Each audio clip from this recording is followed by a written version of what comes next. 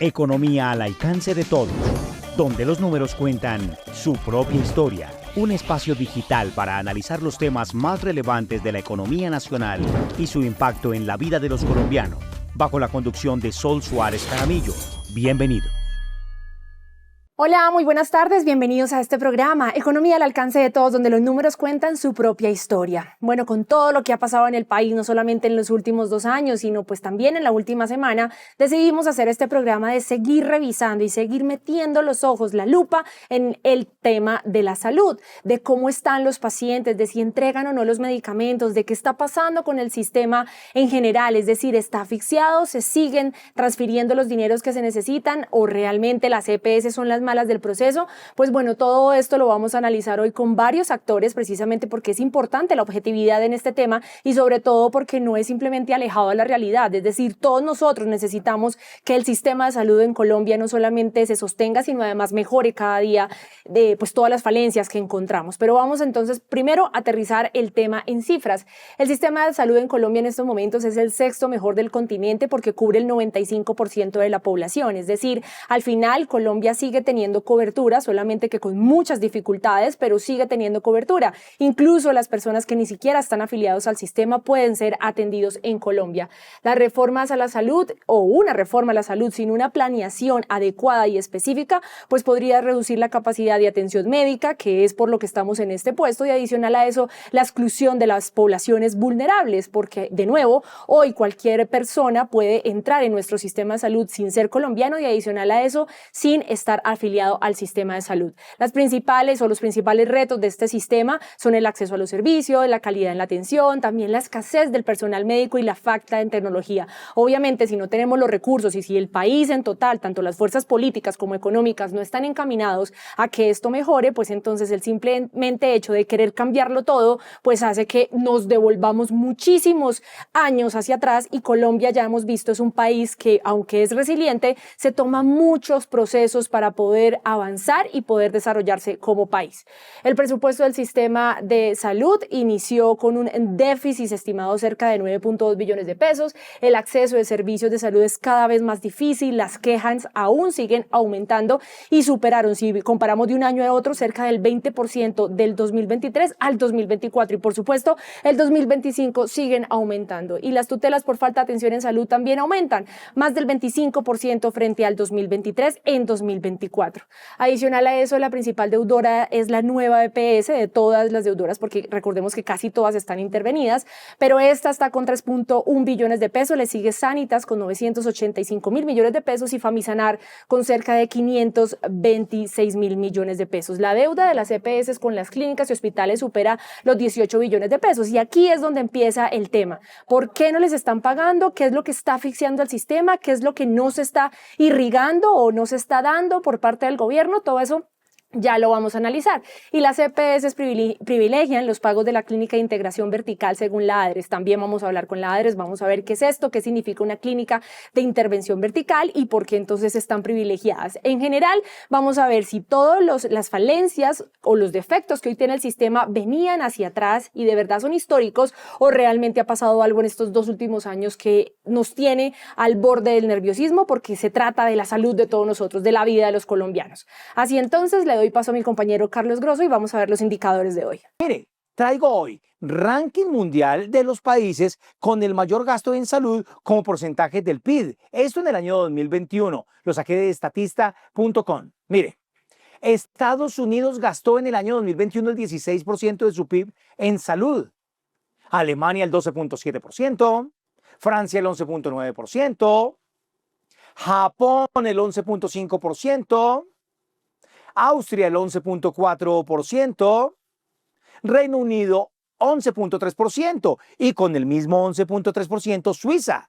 Siguiente, Nueva Zelanda 11.2% y Colombia gastó el 6.55% del PIB en ese mismo año 2021 en salud. Vamos ahora con más datos. Países con mejores sistemas de salud del mundo. World Campus 2024 hizo la publicación. Veamos, entonces tenemos a Corea del Sur, tenemos a Taiwán, tenemos a Dinamarca, tenemos a Austria, tenemos a Japón, tenemos a Australia, tenemos a Francia, tenemos a España, tenemos a Bélgica y por último, Reino Unido.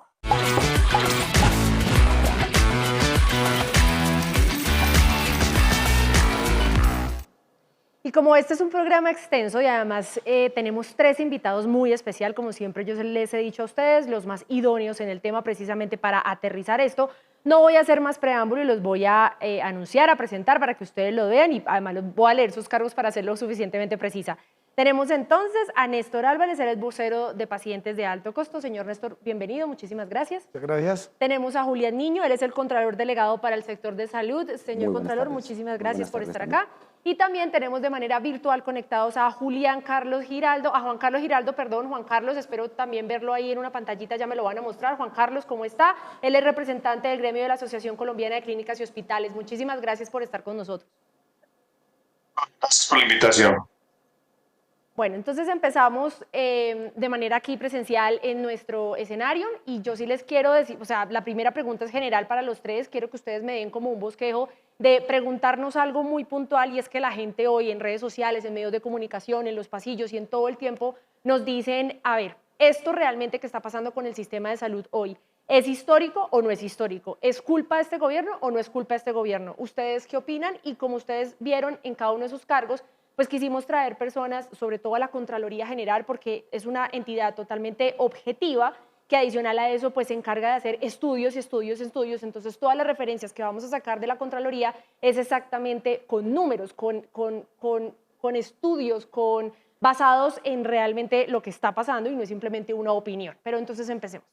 Bueno, 20 años que nosotros llevamos como Asociación de Usuarios de Nueva EPS, nosotros teníamos los puntos más críticos que fueron los recobros, llegaba una entrega de medicamentos de un 80 o un 75%.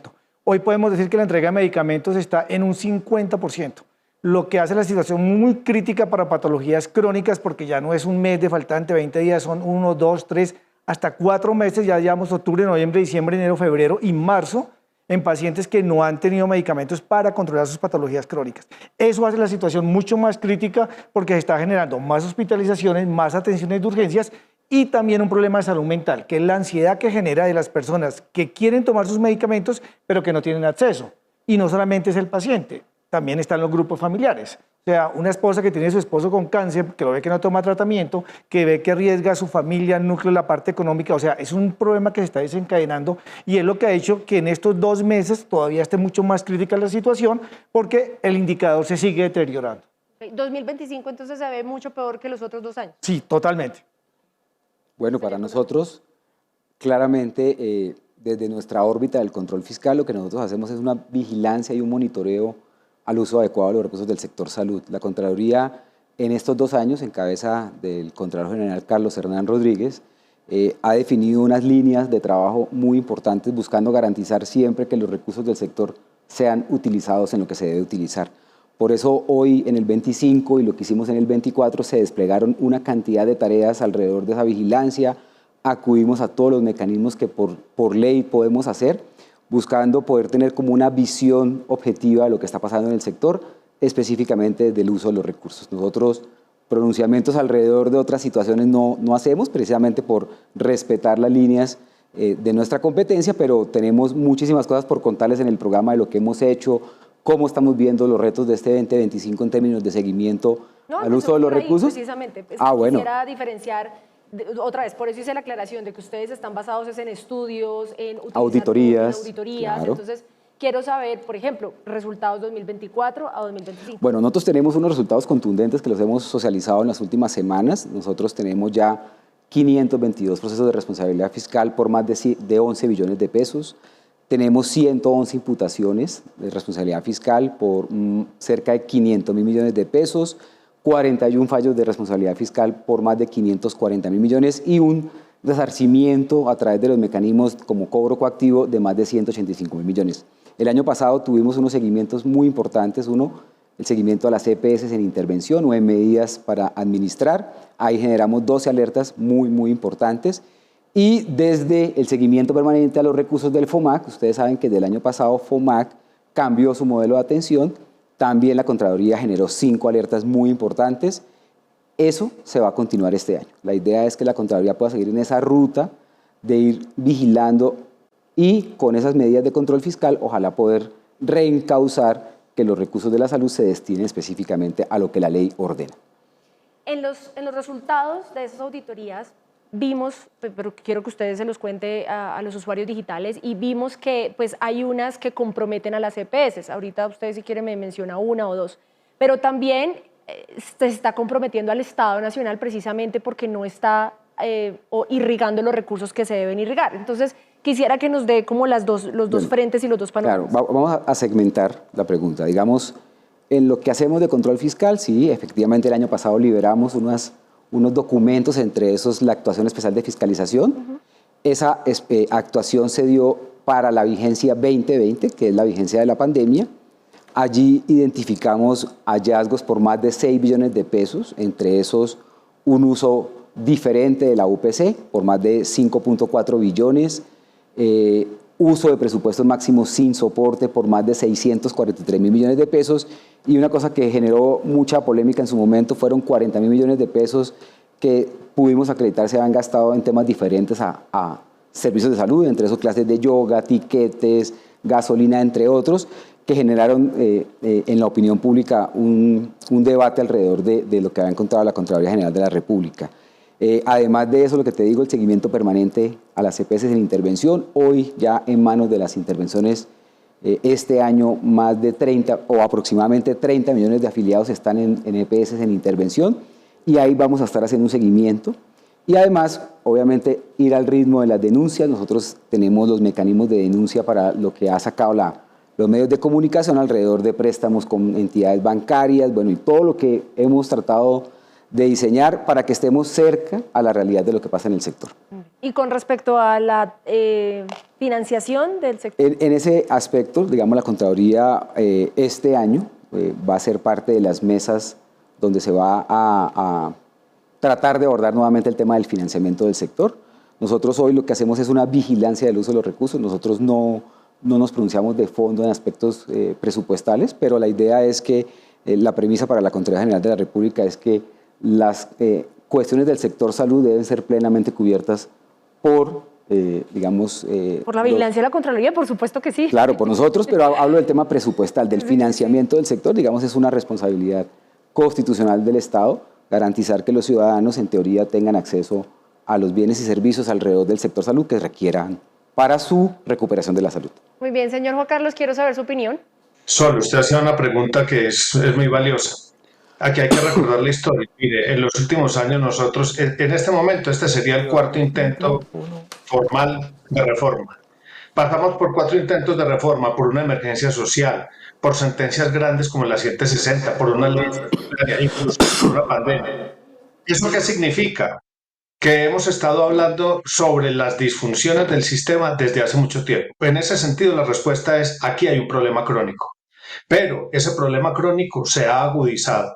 Y en los últimos tiempos nosotros hemos visto cómo han venido creciendo dificultades crónicas y se han vuelto más agudas, como la cartera, por ejemplo. Entonces usted todos los días ve los titulares sobre la iliquidez y sobre las dificultades para el funcionamiento del sector prestador de servicios en diferentes partes del país y en todas las naturalezas jurídicas.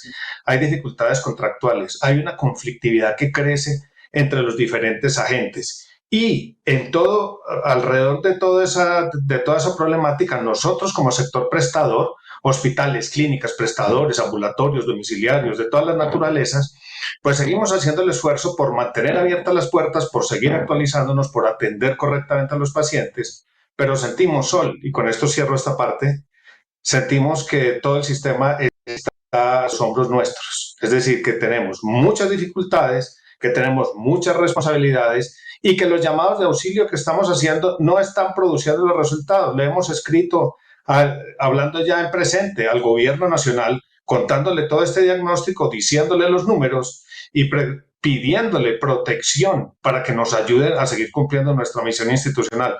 Las respuestas son lentas y remato diciendo, los tiempos en la salud son muy diferentes a los tiempos de la política y a los tiempos de la burocracia. Nosotros necesitamos, como los pacientes, respuestas en el inmediato plazo.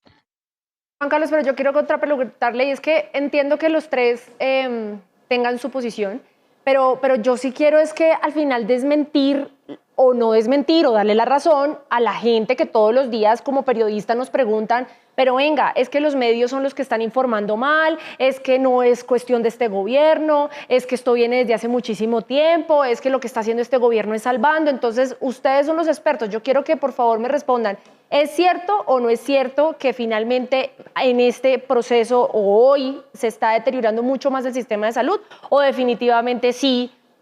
Pues esto viene desde hace muchísimo tiempo y simplemente esto es un síntoma y pues ni las decisiones del presidente Gustavo Petro ni nada de lo que ha pasado en estos 2 años pues tiene algo que ver con la situación de medicamentos y de todo lo que, y la financiación y de todo lo que hemos hablado. Yo reitero la respuesta. Aquí hay un problema que arrancó hace muchos años, pero que en este tiempo reciente no se ha resuelto. Por eso yo debo decirle algo a usted y a toda la audiencia, y es que hemos tenido una resistencia dentro del sistema sobre lo que es la reforma al sistema de salud. La reforma es un estadio de los sistemas. Uno no se puede resistir. ¿Por qué? Porque la epidemiología ha cambiado, porque la demografía ha cambiado, porque la macroeconomía ha cambiado y el sistema es el mismo diseño de hace 33 años. Entonces, aquí se tenían que haber hecho unas actualizaciones, unas nuevas fuentes de financiación, un nuevo modelo de atención, unos énfasis diferentes. No se hicieron, se resistieron y ahora ¿qué ha pasado? Que ya la bola no se puede echar a rodar hacia adelante como hicieron muchos gobiernos en el pasado. Llegamos a un punto límite con la financiación, con la manera de prestar los servicios y con las demandas de la población. Este es el momento de hacer esos cambios. La resistencia al cambio nos está llevando a esta agudización de la crisis que nos tiene en estos serios problemas de hoy. Entonces, mire que es mixto. A mí no me gusta mucho hablar de culpabilidades, más bien de responsabilidades. En su momento, los que tenían que tomar decisiones las aplazaron. Hoy estamos viendo los resultados de ese aplazamiento y no hay tiempo más para volver a aplazar. Así que aquí sí hay unas responsabilidades a lo largo de todo el tiempo, pero hay posibilidad de hacer cambios inmediatos. Segunda ronda, por ahora voy a mostrarles una nota de contexto para que sigamos entendiendo el tema de qué es lo que estamos hablando. Desde que el gobierno de Gustavo Petro llegó al poder, implementó, o más bien radicó ante el Congreso, la reforma a la salud que buscaba transformar a las EPS en gestoras. No te preocupes, Marge. El sistema de salud de este país solo está después del de Japón, Canadá, Suiza, Gran Bretaña, toda Europa. Pero da gracias a Dios que no vivimos en Timbuktu. Esto ha generado un rifirrafe y hoy por hoy, 3 años después, aún esa reforma a la salud se sigue discutiendo en el Congreso y no sabemos si prosperará. Sin embargo, unos le echan la culpa al gobierno, otros a las EPS, señalando que manejan mal los recursos y de hecho, un informe de la Contraloría del año 2020 señala que en esta fecha las EPS, cuando estábamos en plena pandemia, mal utilizaron cerca de 6 billones de pesos de la UPC. ¿Qué es la UPC? Es lo que el gobierno paga por la atención de cada paciente, que justamente en este 2025 también está generando polémica porque solamente tuvo un incremento del 5,2%, es decir, lo que subió la inflación, el índice de precios al consumidor. Los sectores señalan que esto es insuficiente para cubrir los costos médicos y las EPS aseguran que así no pueden funcionar. Sin embargo, también hemos visto la ADRES, la administradora de recursos de la salud, sacó un informe donde se señalaban serias irregularidades en el cálculo de la UPC, como por ejemplo el traslado de un paciente más de 200,000 veces al año. El problema es que este rifirrafe está afectando a los pacientes y preguntémosles hoy, en este año 2025, ¿qué tanto se ha agudizado la crisis del sector? Acompáñenme. Sí, señora. Mira, hace 3 meses solicité desde Leticia, Amazonas, una cánula para el cambio y es la fecha y no ha llegado.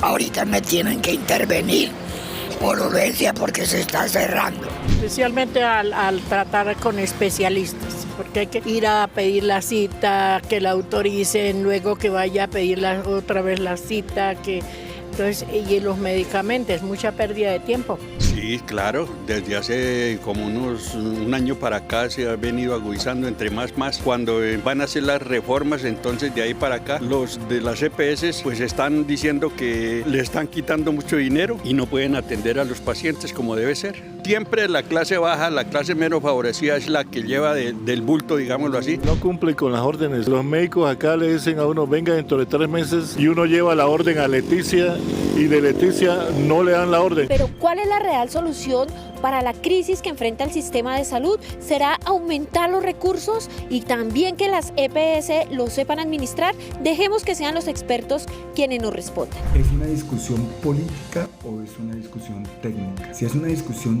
técnico-científica, las organizaciones científicas, las organizaciones gremiales, las organizaciones de pacientes deberían entonces, en primer lugar, hacerle un reclamo a las EPS porque están entregando una pésima información.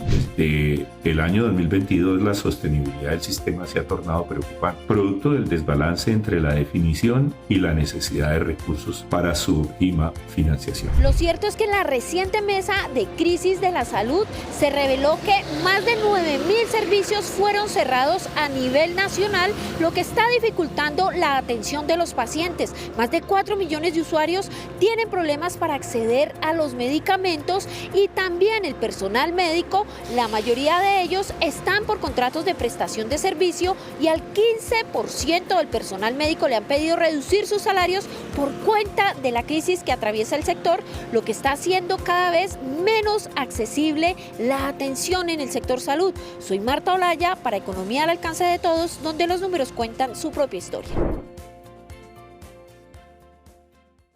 Néstor, entonces hemos escuchado, por un lado, digamos que las EPS ya vienen con una investigación, si así se puede llamar, con respecto al mal uso de los recursos de la salud.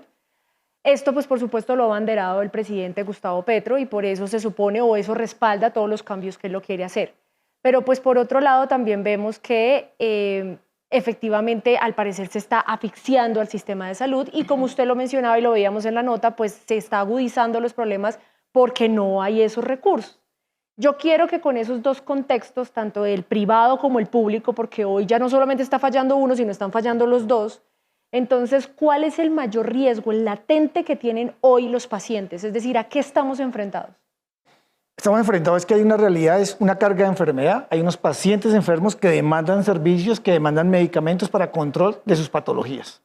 Esos pacientes en este momento están siendo desatendidos, lo que genera también un sobrecosto de atención en urgencias, hospitalizaciones. Entonces estamos en un círculo cerrado porque no damos un medicamento, por ejemplo, a un hipertenso, termina en un accidente cerebrovascular, una urgencia por una subida y un pico de tensión alta, y eso genera más demanda, más costos, más congestión en el sistema. Entonces, de ese círculo cerrado no lo queremos romper, porque también es una realidad. En Colombia no ha pegado la contabilidad en salud. Yo creo que la primera debilidad del sistema de salud colombiano es que la contabilidad no funciona. Y esto es un llamado en que es absurdo que usted todavía precisamente no pueda tener un seguimiento de las cuentas adecuado, porque la información no es pública. Porque las rendiciones de cuentas, las EPS, nosotros toda la vida hemos llevado diciendo es para que den informe de la plata y es lo que menos se hace. O sea, hemos estado en un círculo de acomodación del sistema de salud donde se permitió los robos que están totalmente evidenciados, pero ahora con la cortina de la corrupción se le quitaron recursos al sistema, lo que está haciendo que se ahogue los pacientes. Y estamos en un dilema ético que tomó el gobierno, es equipos básicos de salud, promoción, infraestructura hospitalaria, pero con la misma plata, no con más plata. Entonces tomó una decisión ética, es dejo morir gente y me voy a hacer una cosa que es válida y en salud es totalmente válido, pero descuida la carga de enfermedad. Entonces es un dilema muy difícil y aún más, por ejemplo, la inflación en el sistema de la parte farmacéutica y médica estuvo por encima de la promedio de inflación. Entonces yo tener una UPC por debajo con una mayor demanda de carga de enfermedad, mayores necesidades, y recuerde que venimos de la retención de COVID, que el mundo dijo que más o menos nos tardábamos 5 años en llegar a equilibrar otra vez, y Colombia no estuvo a esa velocidad. Entonces todavía estamos en una situación mucho más crítica, con una reforma y con un mercado económico nervioso, inestable, que tampoco quiere flexibilizar deuda ni nada. Entonces estamos en una circunstancia muy crítica. O sea, como quien dice, usted aquí no se puede enfermar. No, totalmente. Y los que ya estamos enfermos, estamos con un problema mental, es cuándo me toca a mí el medicamento y cuándo no me va a tocar y qué voy a hacer. Eso también está permitiendo que es contrabando, falsificación de medicamentos, porque la gente sale a comprar barato. Y eso disparó la falsificación de medicamentos. Entonces, el tema es crítico. Ya consideramos que hay víctimas del sistema de salud hoy en día. Muy bien. Marta, te veo allá levantando la mano. Sí, Sol, pues precisamente tengo varias inquietudes y en este momento pues mi pregunta es para el Contralor Delegado Juan Carlos Niño. En su momento cuando ustedes sacaron el informe de la UPC, ASEMI, que es el gremio que agrupa las EPS, dijo que esas cifras de la Contraloría estaban desactualizadas. En su momento ustedes tuvieron reuniones con el gremio. ¿Qué pasó con esto finalmente? ¿Ustedes ratificaron este informe o qué pasó finalmente? Bueno, no. Frente al tema de la actuación, que fue la que les acabo de contar, eso fue un ejercicio de control fiscal intenso en tiempo, intenso en talento humano. Lo que queríamos era acreditar cómo fue el uso de la UPC en el 2020, pero en ese transcurso del tiempo también se hicieron algunos pronunciamientos con el tema del seguimiento a las carteras entre EPS e IPS. Se hizo también un pronunciamiento alrededor de qué EPS hoy en Colombia cumplían o no cumplían los indicadores financieros. En su momento la Contraloría se pronunció diciendo que 14 EPS de la época o que estaban activas no cumplían con los indicadores financieros. Y lo que quisimos con el informe del 2020 precisamente era poner en evidencia que por el impacto que tuvo la pandemia en la prestación, hubo unos recursos que quedaron no destinados específicamente a la atención, pero que en su momento para la Contraloría fueron usados no para calzar las reservas técnicas, sino se usaron para pagar deudas de vigencias anteriores, incluso carteras de más de 10 años en ese momento. Entonces, creo que en ese aspecto la Contraloría ha sido objetiva. Nosotros hemos puesto en evidencia algunos temas que estructuralmente afectan al sector y vamos a continuar con esa senda. El año pasado el señor Contralor anunció el Grupo Élite. Ese Grupo Élite hoy ya está en funcionamiento, estamos haciendo seguimiento a unas obras financiadas por parte del Ministerio de Salud, como lo que contaba aquí nuestro panelista, pero también estamos ya analizando sectorialmente cuál fue el comportamiento del 2024 en muchos aspectos, incluido cómo ha sido el comportamiento de PQRS dentro del sistema, las tutelas, cómo ha sido el impacto del devenir de la salud en términos de si la cartera se ha mantenido o no, y creo que en este mes de abril vamos a tener un informe bastante sólido. La intención de la Contraloría es poder generar también documentos que sirvan para la discusión del sector.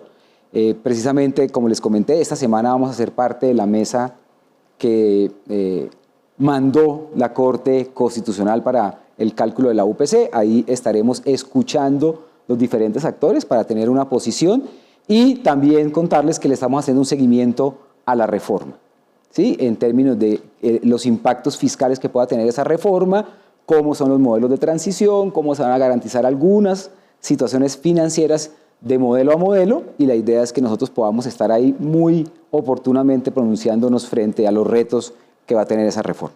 Gracias, vicecontralor. Bueno, mi otra pregunta es para el doctor Juan Carlos. Muchas gracias por acompañarnos. Y la pregunta es, ¿cuál es la solución definitiva? Porque ya hemos escuchado a todos los actores, por un lado los pacientes y por otro lado también a los mismos de las clínicas y los hospitales que dicen no nos están pagando las EPS, la cartera está cada vez creciendo más, los servicios no se pueden prestar, se han cerrado más de 9.000 servicios a los pacientes durante 2024 y en este rifirrafe pues el paciente es el que está perdiendo. ¿Y cuál sería esa solución inmediata? ¿Aumentar, por ejemplo, la UPC?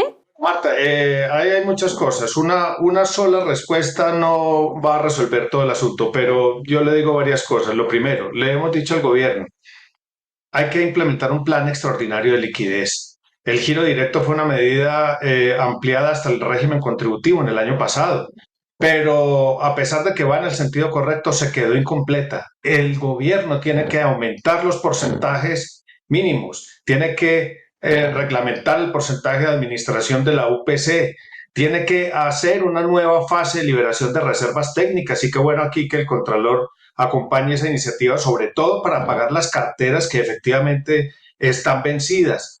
Hay muchas medidas, créditos Findeter, compras de cartera, en fin. Pero usted pregunta, esto es para la coyuntura y yo tengo que decirlo aquí a Sol, a Marta, a todos los compañeros.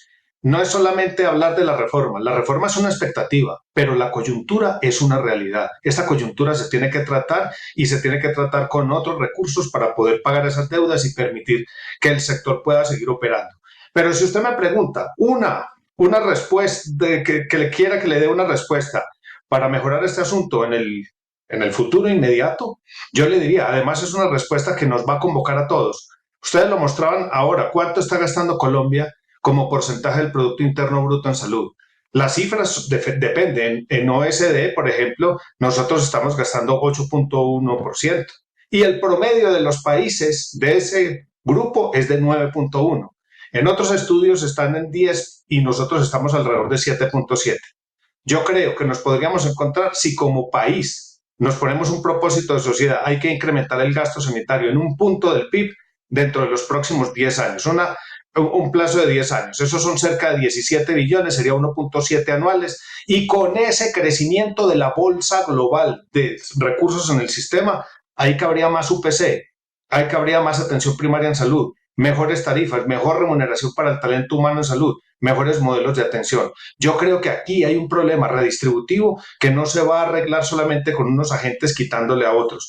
Hay que tratar la coyuntura, pero hay que pensar en el inmediato plazo, en ese cambio, en esa búsqueda de fuentes para poder crear un PIB más robusto dedicado a salud.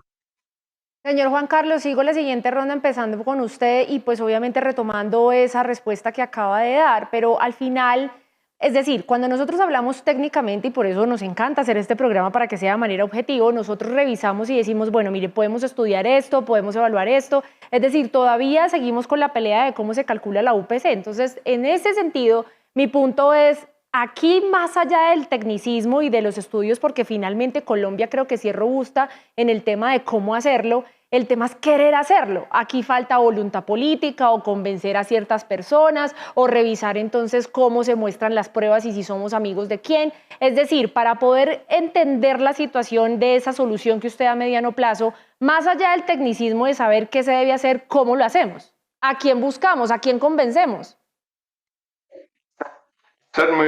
Muy buena, pero vea, yo le diría otra cosa y gracias por dar esta oportunidad, y es, ¿sabe por qué no ha avanzado esta reforma? Porque esto se ha polarizado. ¿Y por qué no ha avanzado mejor el sistema en estos años del actual gobierno? Porque se ha polarizado en dos posturas. Una que dice que todo se resuelve con la reforma y otra que dice que todo se resuelve incrementando la UPC. Nosotros en el medio estamos los que estamos en la vida real, y aquí está Néstor y está el Contralor. Estamos nosotros parados en la vida real atendiendo a la población. Nosotros no podemos estar en esa polarización. Tenemos que ser pragmáticos, tenemos que hablar de la coyuntura y hablar del mediano plazo.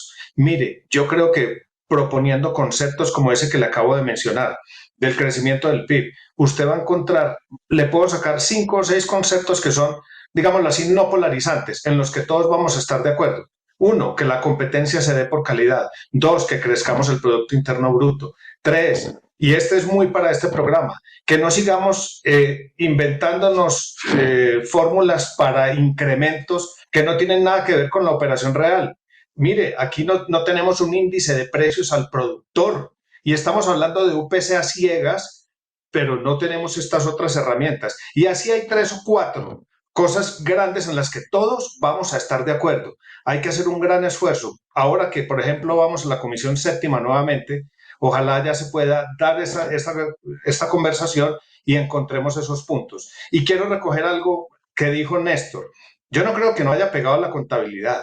Yo lo que creo es que aquí los indicadores han mostrado realidades y no se han creído. Y por lo tanto los problemas se han envejecido y, como lo decía el anterior presidente, han envejecido y han envejecido mal. Bien, Néstor. Pues yo creo que la primera debilidad del sistema de salud colombiano es el sistema de información. O sea, cuando no tenemos facturación electrónica, cuando no se puede formular los medicamentos por el MIPRES, todos para saber el comportamiento, el desperdicio, el mal uso de medicamentos y optimizar y ser más eficientes, desde ese punto de vista, pues no podemos tener un cálculo adecuado de la UPC, porque la UPC se calcula con información. El modelo matemático está definido, es un modelo universal, es una fórmula que en eso no hay objeción. El punto es, si yo le meto mala calidad en los datos, obtengo mala información.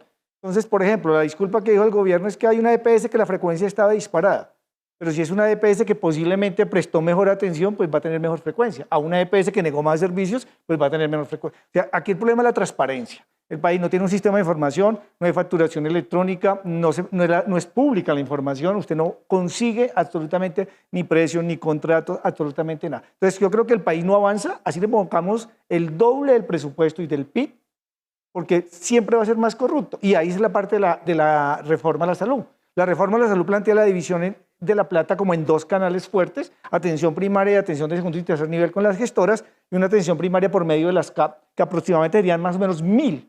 Si en este momento que no hay sistema de información es imposible hacer seguimiento del dinero y buscarlo adecuadamente, usted imagina con 1000 administradores en zonas donde no hay internet, donde ni siquiera hay computadores para administrar dinero, pago de incapacidades, afiliación, pago de atención primaria, o sea, es un caos. O sea, estamos en el círculo donde ni la reforma plantea soluciones y por la base de un sistema de información inoperante que no funciona, no nos va a dejar adelantar al país. O sea, usted puede pagar ahora una gaseosa por un aplicativo virtual, pero en el sistema de salud usted no puede pedir cuentas. Usted entra a una página web de la EPS, entra a una IPS y déjeme ver qué radica, qué factura, cómo lo refactura. O sea, me debe 1000 pesos de todo y yo le pago 1000 pesos de todo. O sea, aquí esa es la primera debilidad y no nos va a dejar avanzar y es exactamente el caldo de cultivo perfecto para la corrupción. Muy bien. Señor Contralor, ustedes en esta que estamos hablando de las EPS, de la auditoría que se hizo en el 2020, sé que fue trasladada a la Unidad de Investigaciones Especiales contra la Corrupción. ¿Hay algo más en esa unidad que tenga que ver con el sistema de salud? En este momento, digamos, después del informe, el señor Contralor declaró de impacto esa actuación. Esos 6 billones de pesos se fueron para la Unidad Anticorrupción, que está en este momento en su proceso bajo reserva. Pero a nivel de otras actuaciones se adelantan procesos de responsabilidad fiscal, tanto en la delegada de responsabilidad fiscal y nosotros todas las delegadas trasladamos los hallazgos que hacemos de las auditorías. Por ejemplo, en el año 2024 nosotros identificamos dentro de las auditorías que se realizaron 171 hallazgos administrativos, de esos 182 tenían presunta incidencia fiscal por más de 180.000 millones de pesos. Además, no sé, en este contexto, el seguimiento que le hacemos al FOMAC, ustedes saben que FOMAC en teoría ha sido también un tema mediático frente al nuevo modelo. Durante las vigencias 23 y 24 se generaron hallazgos presuntamente fiscales por más de 436.000 millones de pesos. Entonces, viene una cosa importante, quiero atar algunas cosas que dice Juan Carlos y que dice Néstor en términos de, para la Contraloría está claro que la eficiencia y la transparencia hacen que, digamos, la corrupción tenga menos espacio en este tema del sector salud. Estamos de acuerdo, el sistema maduró en muchos aspectos, pero uno que tuvo que madurar es en los sistemas de información. Hoy conseguir un dato unificado del sector para cualquier dato es muy complicado. Básicamente ese es el soporte del grupo élite que estamos conformando. Ya la DIARI, que es nuestra unidad de reacción, está conectando actores del sistema para poder tener información mucho más rápida. Quiero contarles que tenemos ya ese grupo andando. Nosotros tenemos una coordinación articulada entre la DIARI y la delegada de salud, precisamente para buscar mecanismos que nos permitan, como control fiscal, llegar un poco más rápido. Obviamente, dentro de nuestros roles tenemos 2, que es el control posterior, que es el que hacemos después de que se realiza la ejecución, y en este caso que tenemos con el seguimiento permanente de las EPS en intervención, poder ir alertando si vemos que eso no va en sintonía con el sentido que tiene, por lo menos en este caso, una intervención. Entonces, son retos. Yo creería que independiente del modelo de salud que se proponga, el sistema de información debe ser claro, unificado, que los datos fluyan de manera transparente, y eso no solamente hace que el ejercicio del control fiscal desde nuestro rol se pueda ejecutar, sino que también la sociedad en su conjunto pueda hacer seguimiento a cómo es el flujo de recursos dentro del sistema. Y necesitamos sí o sí un control preventivo de la Contraloría. Y lo estamos haciendo. Es importante, sí, no después de, antes de. En estos momentos vamos entonces a la siguiente sección y miremos a ver a la gente que le emberraca.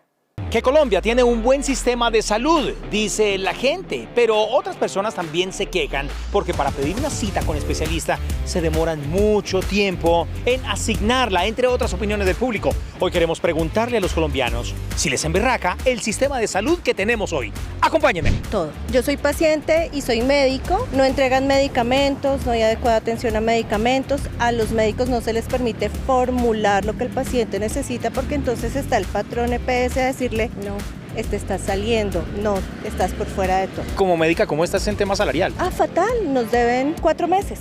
Creo que todo está mal estructurado completamente. Hay mucho déficit en el tema de sistemas de salud. Obviamente es algo que viene ya del tiempo. Por ejemplo, uno del pobre viene presentando muchos inconvenientes con el tema de las citas especialistas, se demoran muchísimo. Y eso no es desde el gobierno actual, ya viene desde hace mucho tiempo presentándose. Entonces sí es como necesario un cambio. Me gustaría que apoyaran la reforma, sí me gustaría el cambio. Creo que el trabajo que está haciendo Gustavo Petro en estos momentos como presidente es bueno. Deberíamos de apoyarlo más que de bloquear la gestión que está haciendo como tal como presidente. Que nunca dan las citas, no solamente una ni dos, sino varias veces. Otra cosa que nunca nos dan los medicamentos que le formulan a uno. Sí, claro, me molesta porque yo tengo a mi madre de 80 años. Depende de la insulina, llevo 3 meses sin que mi madre le pueda poner la insulina porque la EPS no la da. Que no responden absolutamente por ningún proceso, que no hay medicamentos, que no hay atención, que no hay especialistas y lo más triste de todo es que nadie responde por nada. Yo tengo buena salud, pero ¿y los demás? Listo, voy a hacer una última rondita con los tres y le doy paso a Devan, que es nuestro periodista que maneja pues obviamente todo el tema de las redes sociales y ahí también hay 3 preguntas para cada uno. Entonces empiezo, Néstor, con respecto a lo que acabamos de ver en el Kellen Berraca. Al final los medicamentos no se dan por logística, por administración, porque no hay plata para comprarlos. ¿Por qué no llegan los medicamentos? Por una realidad. En este momento 2025, el 95% de las tecnologías de salud están cubiertas por UPC. Como la UPC está deficiente, está ahogado el sistema, porque las EPS no pueden responder por la atención, por la diálisis, las cirugías y los medicamentos. Y también el tema atrasado de cartera, después de las intervenciones, hace que el mercado sea menos flexible en aumentar los tiempos de cartera. En este momento es pago a los proveedores, es absolutamente pago. Nosotros hacemos monitoreo y llamamos a la industria, está bloqueado por pago, está bloqueado por pago, bloqueado por pago, o le pagaron 1.000 millones, le despachamos 1.000 millones, pero se necesitan 10.000 millones. O sea, estamos en la política de que se compran medicamentos para los que alcancen. Okay. Sí o sí, el sistema está asfixiado. Sí, está asfixiado. Ya podemos hablar de que hay víctimas del sistema de salud. O sea, que es un término en derechos humanos, porque recordemos que la salud es un derecho humano, y es también que había una indiferencia al gobierno. Aquí sí lo tenemos que decir claramente. O sea, el gobierno puede tomar decisiones en este momento, decir, minimizamos la crisis haciendo el incremento de la UPC a salario mínimo, mientras que sale un soporte mejor técnico y se llega a un consenso, pero no puede seguir asfixiando a los pacientes. Es que la parte es que aquí hay gente que todos los días está disminuyendo su expectativa de vida. O sea, un paciente no se muere al otro día, eso es importante decirlo. Un diabético no se muere al otro día, pero su expectativa de vida sí baja. Cada vez que deja de tomar medicamentos y pierde el control de su enfermedad, ya no va a vivir 10 años más, va a vivir 8, va a vivir 9. Y yo creo que en 15 años vamos a estar mirando que esta crisis del sistema sí afectó epidemiológicamente la expectativa de vida del país. Señor Juan Carlos, con respecto a lo que escuchábamos también en el Kellen Berraca, pues usted escuchaba y en la nota también, los médicos dicen no nos están pagando, nos están pidiendo que nos bajemos el sueldo, no tenemos remuneración. Entonces, ¿cómo manejamos eso cuando los médicos, personas que además no estudian 5 años, sino durante toda la vida, que son especialistas, incluso los generales que son tan importantes para todos nosotros, pues no están motivados para dar como tal la atención de salud que necesitamos? Pues ahí hay varias aristas. Lo primero que tengo que decir a todos los colegas, desde acá, desde el sector prestador, que es el sitio donde, pues en las casas donde trabajamos todos los profesionales de la salud, estamos haciendo un esfuerzo muy grande para que esa crisis no se extienda hasta allá, a 2 conglomerados, ni a los pacientes ni al talento humano en salud. Sin embargo, ha sido muy difícil y nosotros ya venimos, y les puedo mostrar todas las cartas que le hemos escrito al gobierno y que están a espera de respuesta, levantando la mano diciendo, esta situación ya no somos capaces nosotros de controlarla y habrá dificultades asistenciales. Por lo tanto, por encima de todos los esfuerzos que hacemos, de los créditos, de todos los aplazamientos, de todo lo que hacemos para mantener operativo todo el sistema de prestación, ya hay dificultades que se pueden extender. Si no se logran componer, pues se van a extender al talento humano, a los proveedores y después a los pacientes. Entonces ahí tenemos que hacer un esfuerzo muy grande porque de verdad nos escuchen y nos respondan. Ahora, hay un tema que usted lo mencionó en la introducción y que tiene que ver con algo de lo que le molesta a la gente y es que tenemos dificultades con el talento humano en salud. Nosotros tenemos unos índices comparados a nivel internacional que están por la mitad en el caso de los médicos o una 10ª parte en el caso de las enfermeras de la dotación de talento humano que debería tener el sistema de salud. Eso no se resuelve con la reforma, eso no está escrito en ninguna parte. Eso necesita una política de Estado muchísimo más amplia para poderlo resolver. Y eso tiene mucho que ver, Sol, con algo que usted también mencionó en la introducción y es que una cosa es la cobertura, decir que tengo el 95 o el 99% que es la cobertura nominal que hay en el país, pero otra cosa es tener acceso, continuidad y coordinación. Esas tres cosas hacen que en realidad haya una cobertura, y en esos tres ítems, cuando se combinan, nosotros estamos en un 74%. Ahí hay mucho trabajo por hacer. Y termino con lo siguiente: es lamentable que nosotros, teniendo el conocimiento, teniendo la tecnología, haciendo los diagnósticos como toca, se nos compliquen los pacientes porque no les están dando los medicamentos oportunamente. Y no estoy hablando de medicamentos muy sofisticados, hasta de los más sencillos. Si no se dan ellos, entonces un paciente con hipertensión me va a llegar a un servicio de urgencias con un evento cardiocerebrovascular o renal grave. Si no le damos el tratamiento al diabético, entonces vamos a tener serias complicaciones. Yo creo que aquí hay que hacer un llamado de emergencia a todas las autoridades, superintendencia, ministerio, al INVIMA, a todos los que están interviniendo acá, y llamar a otros agentes como los gestores farmacéuticos y operadores logísticos a que hagan parte de esta conversación y nos ayuden a resolver la ecuación. Muy bien, Martica. Justamente mi pregunta es para el Contralor Delegado del sector salud, y es: en esos hallazgos o en estas investigaciones que ustedes adelantan en el sector salud por manejo o mal manejo, mejor, de recursos por más de 10 billones de pesos, ¿cuáles son esos hallazgos significativos que ustedes han hecho? Y si también le van a poner la lupa justamente a esto que está pasando, como ya lo ha dicho Néstor, el vocero de los pacientes, la mala atención, y ya pues son víctimas los pacientes de esta mala prestación del sistema de salud que vemos en este momento. Bueno, de nuestra parte introductoria hablamos de las cifras generales. 522 procesos de responsabilidad fiscal por más de 11 billones. Ya aclaramos el alcance de lo que fue la actuación especial, el seguimiento a la deuda. Quería aclararte que nosotros no solamente hacemos control posterior y selectivo, sino también hacemos concomitante y preventivo, precisamente para ir alertando, y de eso puede que se desprenda o no las alertas o las advertencias que a futuro, si se consolida la advertencia, la Contraloría entra ya a revisar a través de los mecanismos de vigilancia fiscal. Nosotros estamos enchufados hoy con la realidad de lo que pasa en el sector salud, desde la órbita de nuestra competencia. Nosotros somos un órgano constitucional de vigilancia fiscal, que buscamos la eficiencia, el uso adecuado de los recursos, la transparencia, disminuir los índices de corrupción y hoy acompañar esas discusiones sectoriales. Por ejemplo, nos invitaron a la mesa para lo que tiene que ver con el cálculo de la UPC, ahí vamos a estar escuchando actores, pero quería contarles que, por ejemplo, en el tema de medicamentos ya tenemos una agenda con la delegada de la Defensoría del Pueblo, donde las capacidades de la DIARI nos van a poder hacer monitorear cómo es el comportamiento del pulso de esa situación que son las PQRS y las tutelas. ¿Sí? Digamos, los mecanismos que tienen los pacientes para lograr el acceso están también por la vía judicial, y eso hay que, digamos, medirlo para saber cuál ha sido realmente el impacto.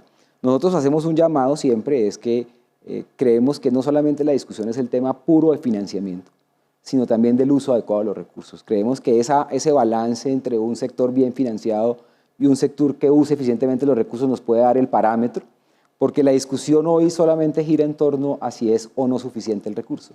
Nosotros queremos incorporar dentro de esa mirada también cómo se está ejecutando.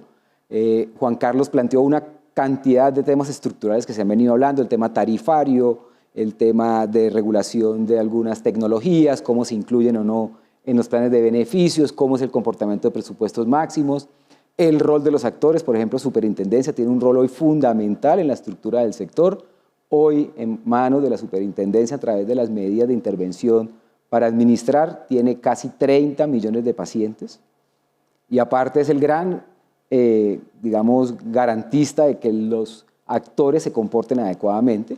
Entonces tenemos una cantidad de instituciones que tienen que estar articuladas para garantizar eso. Nosotros que estaremos vigilando, no solamente desde el tema de EPS, nosotros también hacemos una vigilancia al Ministerio de Salud, hacemos auditoría financiera a la ADRES, hacemos auditoría financiera a la Superintendencia, buscando precisamente que los actores cumplan con esos roles para los que están diseñados.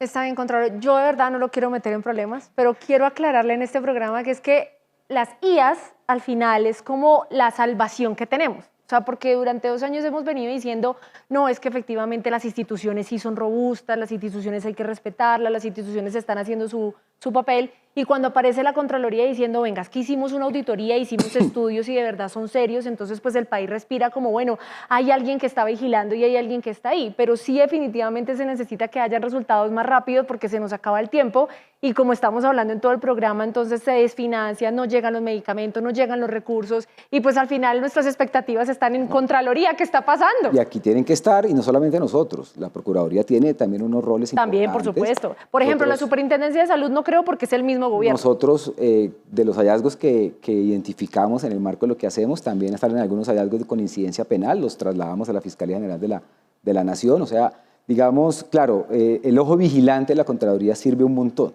pero nosotros tenemos unos límites constitucionales donde no podemos ni coadministrar, que es un punto súper importante de nuestra función. Nosotros en ningún momento de la cadena de toma de decisiones de los actores podemos decirles es que tienen que hacerlo así o tienen que hacerlo así. Nosotros, por ejemplo, en el seguimiento que te contaba, nosotros podemos decir, mire, estamos viendo esto, esperemos que con esto que les alertamos ustedes puedan mejorar ojalá el proceso y que no sigan por esa ruta y cambien un poco, eso es como reencauzar comportamientos. Ahí estamos muy presentes, pero hemos tomado una voz relevante en hacerle un monitoreo a la reforma, estamos haciendo estudios sectoriales, por ejemplo, este año pensamos hacer uno para mirar cuál es el rol y cuáles son los procesos de la superintendencia en ese fin de la intervención. ¿Por qué? Porque lo que quisiera el mundo es que una intervención fuera para rescatar el agente intervenido, no para que termine en una liquidación. Y ahí hemos estado muy atentos. El año pasado generamos 12 alertas muy importantes, entre esas una para una EPS en liquidación. Logramos identificar unos recursos que eran de la ADRES y no fueron girados a la EPS en liquidación, o sea, esos recursos quedaron para uso del sector salud. Se lograron no girar más de casi 90.000 millones de pesos y se identificaron otros 80.000 para un hallazgo, por una alerta como de 170.000, o sea, ahí sí estamos funcionando. A la ADRES también en una auditoría financiera del año 2024 se le advirtió de unos recursos de las EPS en liquidación que deberían ser retornados al sector salud, que no deberían hacer parte de la masa liquidatoria de esas liquidaciones y que esos recursos entran a apalancar, si se logran identificar a tiempo para su reintegro, recursos disponibles para el sector. O sea, la Contraloría sí sirve y esperamos seguir sirviendo un montón. ¿Por qué? Porque es nuestro rol y creo que gran parte de lo que se ha discutido el año pasado está en torno a informes de la Contraloría. O sea, y vamos a seguir en ese ejercicio de control de los recursos. Muy bien, gracias. Ahora sí, Devan, ¿cómo se están moviendo las redes sociales? Bien, este es un tema bastante impactante, es bastante controversial, le toca realmente la salud a muchos de los colombianos, por no decirlo a todos, pero precisamente yo vía TikTok he creado una pieza para que ustedes puedan ver esas 5 situaciones críticas que están poniendo en riesgo la vida de los colombianos.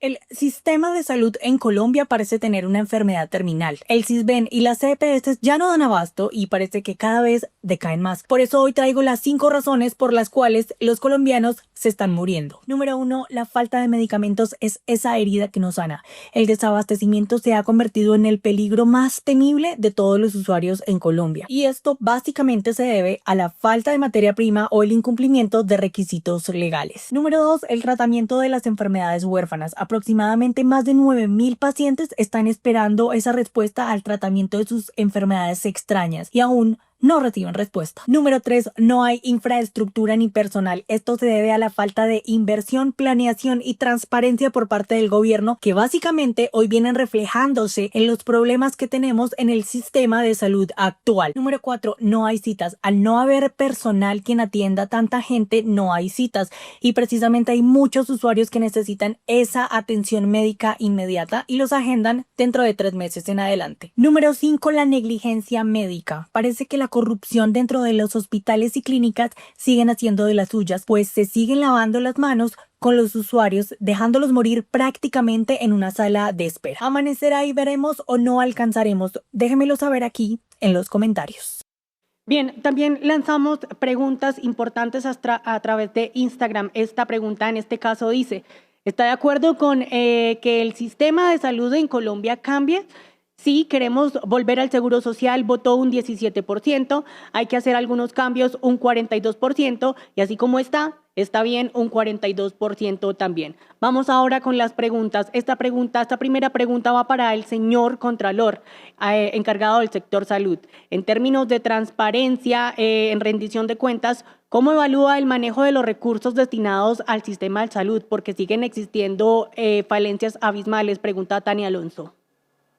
Bueno, Señor pues Contralor. efectivamente, la Contraloría en estos últimos 2 años, en cabeza del Contralor General de la República, el señor Vicecontralor, pues obviamente ha puesto en evidencia unas situaciones que se venían presentando. Para nosotros ha sido realmente, digamos, en sintonía con eso que hacemos, pronunciarnos para poner en la agenda pública unos debates que precisamente la reforma tiene que tener para definir, como lo dijo la encuesta, si queremos ir a un modelo diferente, si creemos que estamos en el modelo que es, o si hay que hacer algunos ajustes estructurales. Esa es la realidad de lo que pasa un poco en el sector salud. Nosotros sí hemos evidenciado, por eso lo aclaré hace poco, la eficiencia del uso adecuado. O sea, no dejemos toda la discusión en solo tema de financiamiento.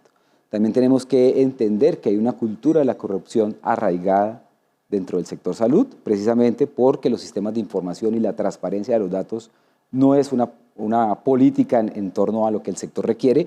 Por eso la Contraloría ha encontrado estos hallazgos, hablar de procesos de responsabilidad fiscal por más de 11 billones de pesos, eso es gigante. Tener en una sola vigencia hallazgos por más de 6 billones de pesos, eso es gigante. Recuperar más de 185.000 millones en ya cobro coactivo, eso es mucho dinero. Y sobre todo en ir alertando que hay situaciones que no se están haciendo bien, dentro de la órbita de evitar pasarnos en esa coadministración, pero creo que el ejercicio demuestra que hay unos temas que sí son necesarios revisar para mejorar el sistema de salud colombiano. Bien, esta pregunta va para el señor Nelson Álvarez y la hace Sebastián Olarte. ¿Cómo evalúa el sistema de seguros y la cobertura para pacientes de alto costo? ¿Existen brechas importantes por corregir aún? Sí, indudablemente es una realidad que hay una inequidad en el sistema y en el goce efectivo del derecho a la salud. O sea, las personas de la ruralidad, las personas que están muy lejos de centros de atención, tienen más difícil el acceso y se enfrentan a todo el problema de traslado, oportunidad y vulnerabilidad. Eso es una realidad que hay y que de una u otra forma siempre hemos dicho que la implementación y la mejoría de esa parte es válido, pero con más recursos. O sea, no redistribución de la misma plata para tratar de mejorar esa parte. ¿Y cuál es la realidad ahorita? Es que la mayoría de los medicamentos de alto costo están cubiertos por UPC. O sea, en este momento la falta de UPC está afectando eso y obviamente es un sistema de salud que la gestión del riesgo secundario, por ejemplo, ha sido abandonada. O sea, aquí una persona va a pedir una cita para un TAC y si es para control de neurocirugía o es por un dolor, nadie le dice, usted va primero porque usted necesita un control y se puede esperar un mes. Aquí no hay una gestión del riesgo. O sea, los modelos de atención no hemos pasado de lo que fue el Seguro Social, que es comprar servicios para que usted vaya y los use. O sea, el sistema de salud sigue exactamente igual que el Seguro Social. Las EPS no pasaron de comprar servicios, darle una orden y usted vaya y se defiende en el sistema de salud. Por eso los sistemas de información son muy importantes para hacer una adecuada gestión de riesgo, para mirar muy bien las cortes, para mirar en dónde hay sobrecosto, para mirar cuál es la mejor tecnología para unas cortes, para unas ciudades, porque culturalmente también tenemos problemas de traslado a herencia. El país está atrasado en la entrega de medicamentos a la área rural. Hay unos países que ya entregan con dron. Aquí la gente todavía tiene que bajar de la vereda 2 horas a caballo o en lancha 4 horas para que llegue y le digan que no hay. Estamos mal, esa es una realidad y yo creo que el tema financiero es uno, pero también la voluntad política de los actores de querer hacer las cosas mejor. Gracias, Néstor. Pues para terminar, esta pregunta la hace Jefferson Gualteros y se la hace al doctor Giraldo. ¿Cómo está afectando la actual situación económica de Colombia el financiamiento del sistema de salud? Con ello se refiere a la falta de infraestructura y personal que cada vez siguen apareciendo con elefantes blancos que no se usan.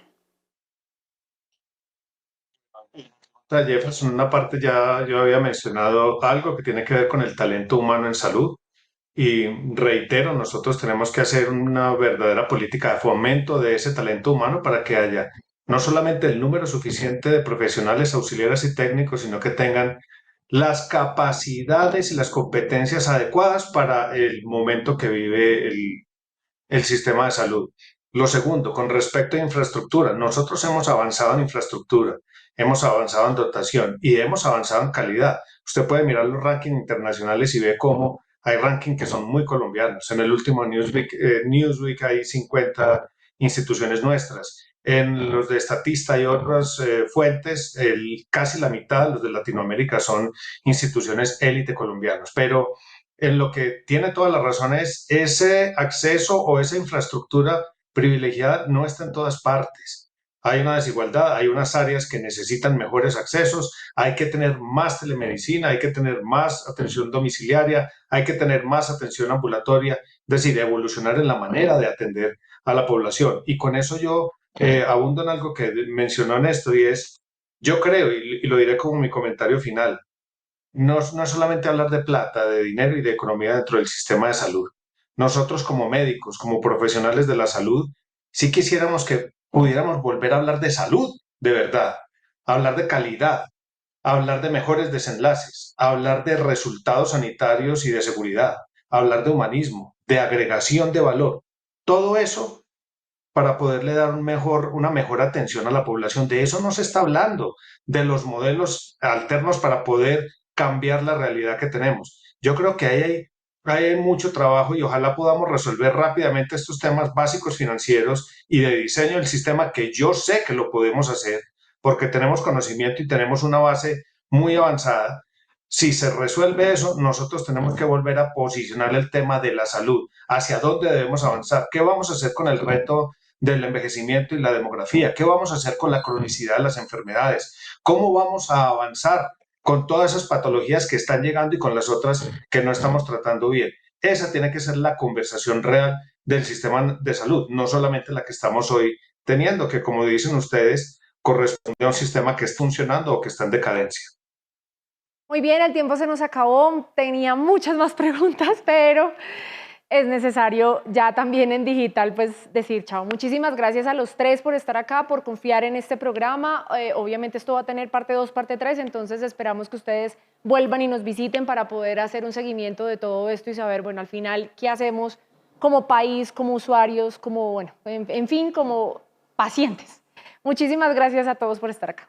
Muchas gracias. Feliz tarde. Y a ustedes también les recuerdo que al estar acá con nosotros, pues simplemente es que nos contacten y nos digan si tienen un emprendimiento o si usted es una empresa robusta y tiene responsabilidad social. Este programa también tiene ese espacio para mostrarle a la gente quién se pone la camiseta por Colombia. Miren ustedes.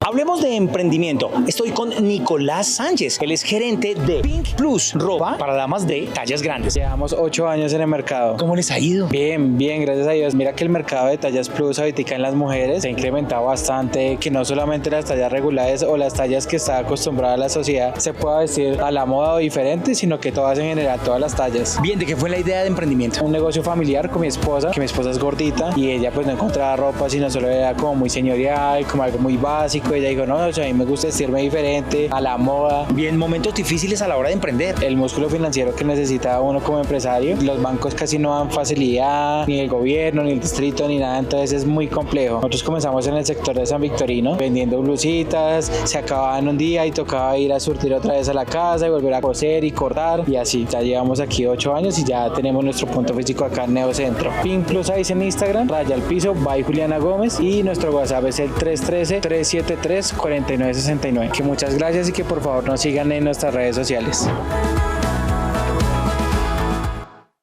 Bueno, con estas buenas noticias y con estos ejemplos de resiliencia y de motor económico de este país, nos despedimos. Muchísimas gracias a ustedes por estar acá. Ahí en sus pantallas están las redes sociales. Lo único que necesitan es internet y un dispositivo digital para que nos busquen como Economía al Alcance de Todos, se suscriban y nos sigan. Y como siempre les he pedido, la idea es que cuenten que este programa existe. Economía al Alcance de Todos se hizo precisamente para aterrizar todos los temas y para que todo eso que se escucha en redes sociales, en los medios de comunicación, en los pasillos, pues lo podamos tratar con expertos y que ustedes desde su casa, desde su sofá, desde su trabajo, donde sea que estén, puedan tener interacción inmediata con estas personas, con estos expertos, con estos analistas y, por supuesto, resolver todas sus dudas para que ustedes tengan información y así que tengan una mejor calidad de vida. Que tengan feliz noche y muchas gracias. Finaliza Economía al Alcance de Todos, donde los números cuentan su propia historia. Suscríbanse en nuestro canal y den clic en la campanita para alertar próximas notificaciones. Estén muy pendientes de las sorpresas que vienen en los siguientes contenidos. Nos vemos en un próximo capítulo. Hasta pronto.